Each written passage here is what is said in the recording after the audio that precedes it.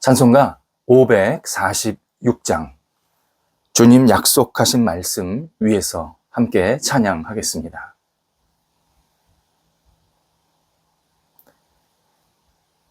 함께 기도드립니다.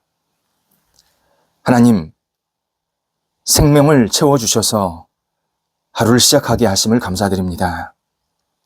주님의 생명력이 저희 영혼을 활기차게 하옵소서. 은혜의 창문으로 은혜의 햇빛을 마음껏 누리게 하옵소서. 구원의 길로 다니면서 기쁨이 넘치게 하옵소서. 사랑의 문으로 들어가서 사랑의 문안을 마음껏 나누게 하옵소서. 희망의 목적지로 향하게 하사 희망을 이루는 감사한 삶이 되게 하옵소서. 주님께서 원하시는 합당한 생활을 오늘도 저희가 용기 있게 살아가게 인도하여 주옵소서. 병상에 있는 사랑하는 환우들을 붙잡아 주옵소서. 주님의 자비와 은총을 오늘도 가득 나리워 주셔서 온전케 되게 하시고 회복하게 하시고 하나님의 거룩한 손길 안에서 나아짐의 역사로 주 앞에 영광 돌려드릴 수 있도록 인도하여 주옵소서. 하나님, 환우들이 어떤 시간, 어떤 자리에 있던 주님을 놓치지 않게 하시고 주님 안에서 평안을 누리게 하시고 하나님께 모든 것을 내어 맡기며 믿음의 치유의 시간을 경험할 수 있도록 함께하여 주옵소서. 옆에서 애쓰시는 가족들 붙잡아 주셔서 힘주시고 강건케 하시고 모든 여건들을 안정되도록 인도하여 주옵소서. 자녀들, 오늘도 예수님 안에서 감사함과 기쁨으로 생활하게 하옵소서. 맡겨진 자리에서 신실하게 쓰임받게 하시고 하나님을 영화롭게 하는데 흔들림이 없는 복 있는 자녀들 되도록 인도하여 주옵소서. 어린 자녀들 예수님 안에서 무럭무럭 자라가 평생 주님을 경외하며 의지하며 하나님의 사람으로 살아가는 복이 있게 하시고 이 어린 영혼들을 키우며 애쓰고 있는 우리 귀한 부모 세대들에게도 함께 해주셔서 힘주시고 희망 주시고 열정 주시고 하나님을 의지하는 믿음을 허락해 주셔서 아름다운 믿음의 교제가 자녀들과 함께 나타날 수 있도록 인도하여 주옵소서. 학업에 있는 자녀들을 붙잡아 주옵소서. 공부할 때 최선을 다하게 하시고 좋은 결실이 맺혀지게 하시고 학업 임하는 시간이 감사한 시간, 하나님께 영광 돌리는 시간, 앞을 향해 나아가는 준비의 시간이 되도록 함께하여 주옵소서. 어떤 힘든 일이 있을지라도 속상하거나 낙심하지 않게 하시고 다시 마음을 추스리고 하나님 앞에 내어 맡기며 한 단계 한 단계 앞을 향해 나아가는 모든 학업의 시간 되도록 인도하여 주옵소서. 좋은 기쁨의 열매도 있게 해주셔서 하나님을 영화롭게 하는데 부족함이 없도록 날마다 성령께서 학업의 자리에 임해 주옵소서. 장성한 자녀들을 붙잡아 주옵소서. 하나님이 주시는 능력으로 마음껏 쓰임받게 하시고 이 땅에서 하나님의 이름을 높여드릴 때마다 우리 장성한 자녀들이 예수 그리스도의 사람으로 빛을 발하게 하시고 많은 사람들에게 그리스도의 능력을 나누어주는 복의 통로가 될 수 있도록 함께하여 주옵소서. 만남의 복도 있게 하여 주옵소서. 사랑과 은혜의 교제가 있게 하시고 가정의 분복도 누릴 수 있게 해주셔서 우리 사랑하는 자녀들이 예수님 안에서 좋은 만남을 통해서 하나님을 영광 돌려드리는 복이 있는 시간이 나타나도록 인도하여 주옵소서. 결혼을 앞두고 있는 자녀들도 있습니다. 준비하는 과정 속에서 더 깊이 해량하며 서로를 사랑하며 아껴주며 기도하는 축복의 만남이 계속 이어지게 도와주시고 새로운 가정이 세워질 때에 성령께서 크신 은총으로 복으로 함께하여 주옵소서. 독립한 세대들을 붙잡아 주옵소서. 하나님께서 함께 하셔서 그 세대 가운데에도 주의 은혜가 넘쳐나게 도와주시고 소망이 있게 하시고 열정으로 앞을 향해 나아갈 수 있도록 함께하여 주시옵소서. 성도들의 일터를 하나님 주관하여 주옵소서. 오늘도 하나님을 영화롭게 하는 일들이 계속 일어나게 하여 주옵소서. 준비합니다. 계획합니다. 또 여러 가지를 계속 추진하고 있습니다. 하나님 하나하나 성령께서 선하게 이끌어 주셔서 주님의 영광을 위해서 아름답게 세워지게 하시고 순적하게 인도함 받게 하시고 주님의 방법과 주님의 뜻대로 모든 일들이 진행될 수 있도록 함께하여 주옵소서. 어려움 중에 있는 일터를 붙잡아 주옵소서. 가게, 직장, 사업처, 또 우리 여러 가지 역할 감당하고 있는 우리 성도들의 자리, 또 학교, 다양한 분야의 크고 작은 어려움들이 생길 때마다 성령께서 돌파할 수 있도록 지혜를 주시고 모든 것을 넉넉히 이겨낼 수 있도록 믿음도 열정도 우리 성도들의 영혼 속에 가득 채워질 수 있도록 인도하여 주옵소서. 이전보다 더 풍성해지게 하시고 이전보다 더 아름답게 세워지는 놀라운 은총이 있게 하여 주옵소서. 하나님, 우리 성도들의 일터에 충만한 은혜가 있게 하여 주옵소서. 열매가 있게 하시고 결실이 있게 하셔서 하나님의 뜻을 이루기에 부족함이 없게 하시고 하나님의 사람으로 빛을 발하기에 어려움이 없도록 모든 것을 선하게 이끌어 주옵소서. 출타하는 성도들을 붙잡아 주옵소서. 오늘도 오가실 때 성령께서 함께 하시고 감사함으로 잘 다녀오시게 하옵소서. 하나님, 저희 대한민국 문화가 밝고 건강해지기를 간절히 기도드립니다. 어둡고 잘못되고 왜곡되고 부정적이고 비판적인 문화는 사라지게 도와주시고 늘 환한 빛으로 인도함 받는 문화, 사람을 살리는 문화, 은혜가 넘치는 문화, 사랑하는 문화, 위로하는 문화, 격려하는 문화, 희망이 있는 문화로 날마다 세워질 수 있도록 함께하여 주옵소서. 잘못된 것을 옳다 하지 않게 하시고 옳은 것을 추구하며 의를 위해서 헌신하는 모든 모습들이 나타나게 도와주셔서 하나님, 저희 대한민국이 세상 속에서 아름답게 세워지게 도와주시고 많은 나라에게 빛과 소금이 될 수 있는 복 있는 나라가 되도록 인도하여 주시옵소서. 오늘도 우리 성도들 주님과 함께 동행하면서 기도 응답받는 한 날이 되게 하옵소서.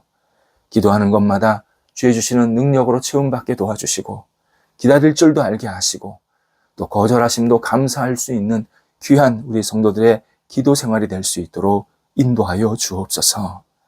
예수님의 이름으로 기도드립니다. 아멘. 오늘 우리에게 주시는 하나님의 말씀은 구약성경 사사기 6장 36절에서 40절 말씀입니다. 사사기 6장 36절에서 40절 말씀입니다. 살아계신 하나님의 말씀을 봉독합니다. 기드온이 하나님께 여쭈되 주께서 이미 말씀하신 같이 내 손으로 이스라엘을 구원하시려거든 보소서 내가 양털 한 뭉치를 타작마당에 두리니 만일 이슬이 양털에만 있고 주변 땅은 마르면 주께서 이미 말씀하신 같이 내 손으로 이스라엘을 구원하실 줄을 내가 알겠나이다 하였더니 그대로 된지라. 이튿날 기드온이 일찍이 일어나서 양털을 가져다가 그 양털에서 이슬을 짜니 물이 그릇에 가득하더라. 기드온이 또 하나님께 여쭈되 주여 내게 노하지 마옵소서. 내가 이번만 말하리이다. 구하옵나니 내게 이번만 양털로 시험하게 하소서. 원하건대 양털만 마르고 그 주변 땅에는 다 이슬이 있게 하옵소서 하였더니 그 밤에 하나님이 그대로 행하시니 곧 양털만 마르고 그 주변 땅에는 다 이슬이 있었더라. 아멘. 본문은 하나님께서 이스라엘 백성을 구원하시려는 계획을 실제로 실행하시는 장면입니다. 하나님은 기드온에게 그 누구도 아닌 너를 통해서 이스라엘 백성들을 구하겠다. 그렇게 말씀하시면서 기드온을 부르십니다. 이때 기드온은 많이 긴장했고 두려웠고 조금 불안했습니다. 오늘 본문 36절에 의하면 내 손으로 이스라엘을 구원하려 하시거든 라고 이 전제를 말하면서 자기 요구 조건을 하나님 앞에 요청합니다. 이 말투, 내 손으로 이스라엘 백성들을 구원하시려거든. 이 말투에는 두려움, 자신 없음, 확신 없음, 이런 분위기가 가득 들어 있습니다. 기드온은 하나님께서 하시는 일에 아직 완전한 신뢰 그리고 의지함이 없이 연약하고 불안한 상태에 노출되어 있었습니다. 이전에 이미 자신은 주변 그 미디안 나라의 힘을 보았던 겁니다. 자신은 또 자기의 나라인 이스라엘은 너무나도 작은데 대적들은 그 성경 표현대로 하면 낙타가 무수하고 거대한 무리를 이루어서 돌진한다. 그런 표현을 사용했습니다. 그러니까 낙타, 이 타고 다니는 공격하는 이 기동력이 좋은 낙타가 너무 많았고 떼를 이루어서 집단적으로 상대방을 공격하는 장면을 보니까 너무 소름이 끼칠 정도로 무서웠다는 겁니다. 그래서 기드온은 과연 이 강력한 미디안 군대를 내가 이길 수 있을까? 굉장히 자신 없어 했고 고민했던 겁니다. 기드온은 지금 하나님이 아닌 자기 자신을 보면서 자신이 힘이 없구나, 자신이 나약하구나, 이것만 계속 생각하고 있었던 겁니다. 그래서 기드온이 하나님께 표적을 구합니다. 기적을 구합니다. 밤새 이슬이 내리게 주셔서 이슬이 양털에만 젖게 하고 주변 땅은 다 이슬이 젖지 않게 마를 수 있게 해 주옵소서, 이런 요청을 합니다. 나름대로 기드온은 이거 쉽지 않다, 이거 단순하게 일어나는 그러한 기적 아니고 정말 전능하신 하나님만이 하실 수 있는 기적이다, 이런 생각을 갖고 이렇게 하나님께 요청을 드린 겁니다. 하지만 세상을 창조하신 하나님께 이런 기적 사실 별거 아닙니다. 너무 가벼운 기적이었습니다. 다음 날 당연히 하나님께서 그 일을 이루셨고, 기드온이 양털에 물을 짜니까 물이 너무 많이 나오는 겁니다. 하나님께서 비 같은 이슬을 내리셔서 양털을 적게 만드신 겁니다. 기드온의 요청이 정당한가? 이것은 잠시 후에 다시 이제 묵상하려고 하고요. 다만 본문에서는 하나님이 우리가 무엇을 요청할 때 어떻게 응답하시는 분인지 하나님의 본성을 알 수 있게 하십니다.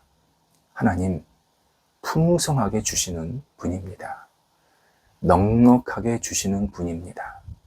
내가 살아갈 때 필요한 것을 요청하면 내가 생각한 것보다 훨씬 더 멀리 깊게 생활할 수 있도록 충분히 채워주시는 분입니다.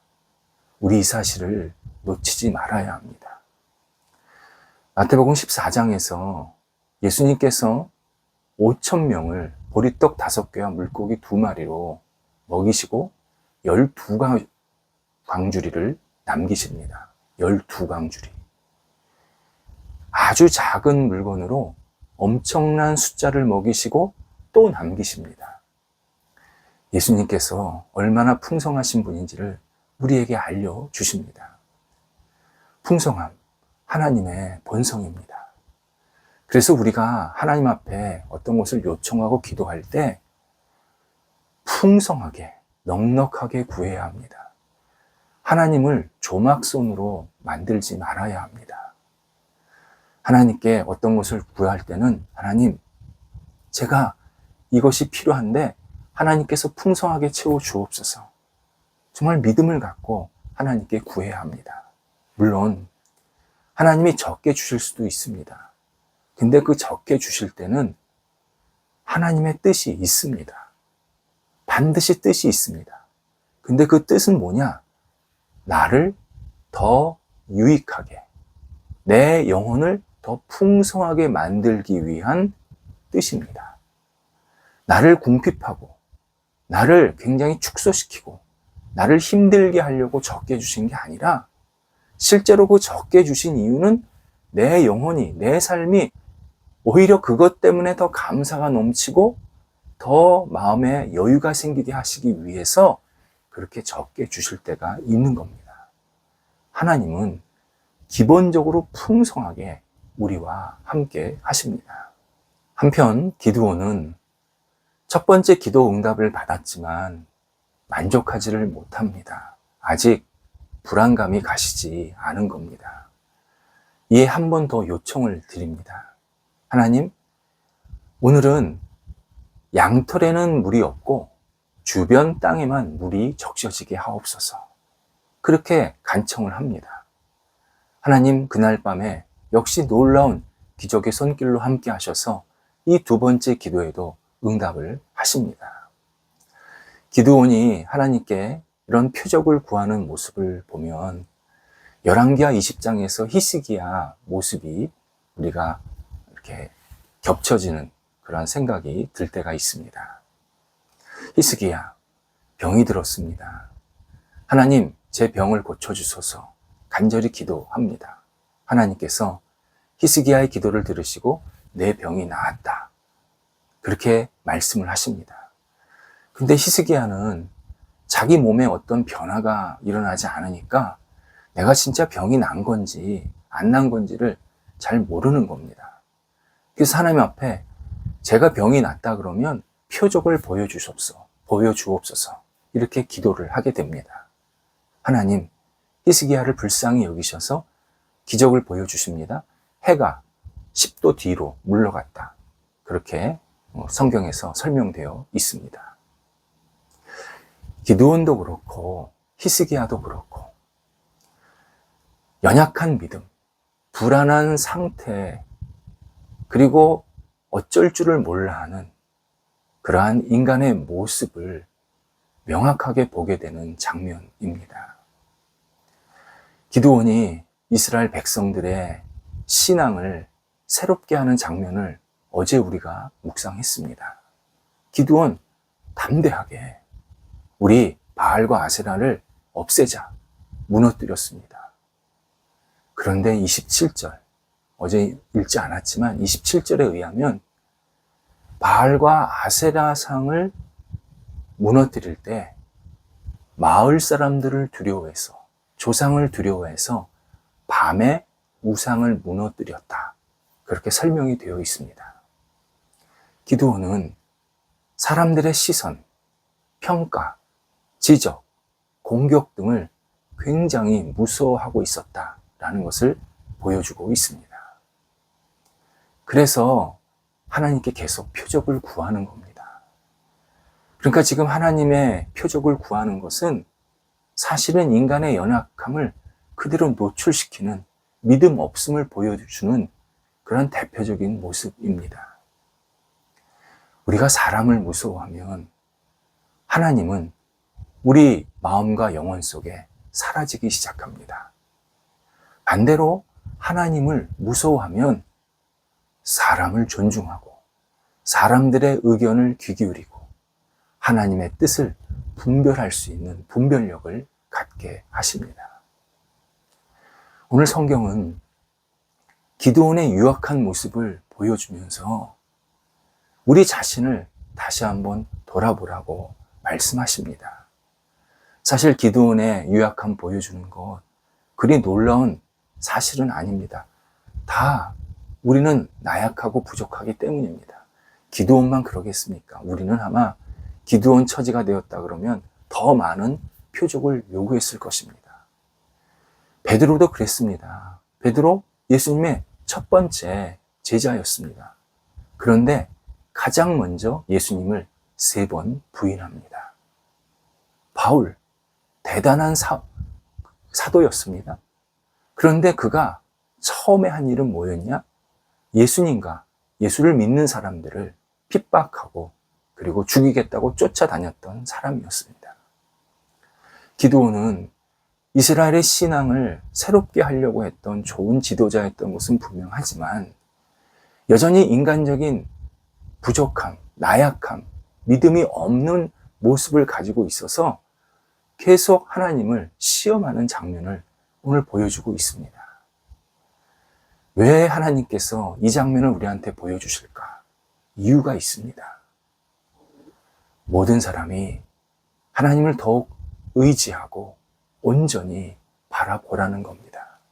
하나님, 우리 연약함 아십니다. 근데 그 연약함 속에 계속 있지 말고 더 하나님을 의지하고 바라보면서 하나님을 시험하지 말고 진짜 하나님을 제대로 믿어라.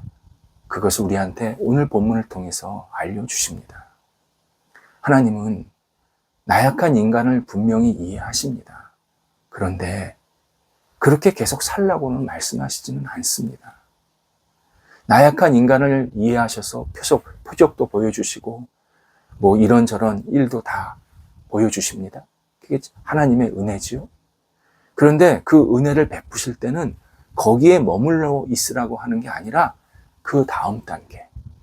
너는 하나님의 영광을 위해서 하나님의 뜻을 분별하면서 하나님을 더욱더 의지해라. 하나님을 더욱더 신실하게 바라봐라. 표적을 구하지 말고 하나님의 약속을 믿고 힘차게 앞을 향해 나아가라. 우리에게 말씀하십니다. 우리 부끄러운 신앙이지만 내가 부족하고 부끄러운 신앙에 머물러 있는 것을 당연하게 여기면 안 됩니다. 앞으로 나아가야 합니다. 표적을 구하는 신앙이 아니라 예수 그리스도만 진심으로 믿고 의지하는 신앙으로 가야 합니다. 시험하는 신앙이 아니라 하나님의 약속, 하나님의 말씀을 믿고 의지하면서 하나님이 이루실 거야. 기다릴 줄 아는 그러한 믿음의 용사들이 되어야 합니다. 하나님의 약속을 믿으면 평안한 생활이 이어집니다. 불안하지 않습니다. 우리는 오늘 말씀을 통해서 하나님께서 나에게 약속을 주시는구나. 그러면 이 약속을 믿으라고 하시는구나. 다시 한번 굳게 붙잡고 하나님의 은혜를 구하면서 제가 오늘도 주님의 약속을 믿게 하소서. 주님의 말씀을 붙잡게 하소서. 하나님이 행하시는 표적이나 그리고 어떤 일들을 보면서 내가 하나님을 믿지 않게 하소서. 하나님 그분, 하나님 그 존재 자체를 내가 기쁘게 받아들이면서 하나님만 의지하고 하나님만 바라보게 하소서. 기도하면서 오늘 우리의 삶을 힘차게 출발해야 합니다. 기도하겠습니다. 하나님, 저희가 하나님만 바라보고 하나님만 의지하는 더 깊은 신실한 신앙으로 세워지게 하옵소서. 표적을 구하고 기적을 요청하고 어떤 일이 일어나는 것에 우리 마음 자꾸 빼앗기지 않게 하시고 하나님이 전능하시고 약속하신 것을 이루시는 분이고 저희들에게 끊임없는 은혜를 베푸시는 분임을 오늘도 확신하면서 주님과 힘차게 동행할 수 있도록 인도하여 주옵소서. 저희의 믿음이 연약해지지 아니하도록 성령께서 오늘도 붙잡아 주옵소서. 예수님의 이름으로 기도드립니다. 아멘.